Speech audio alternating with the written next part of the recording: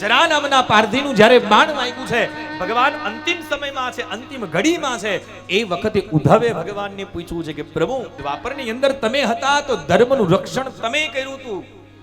આવનાર સમય કલી છે, તમે જ નહીં હો તો ધર્મની રક્ષા કોણ કરશે? અને એ વખતે ભગવાને ઉદ્ધવજીને કહ્યું છે કે ઉદ્ધવ, ચિંતા કરો માં, આજ મારું પ્રારબ્ધ પૂર્ણ થાય છે એટલે હું અહીંથી જઈ રહ્યો છું, પણ આવનાર સમય કલી છે અને કળિયુગની અંદર આજે જે હું શરીરમાંથી મારું તેજપુંજ બહાર નીકાળીશ, એ જ તેજપુંજ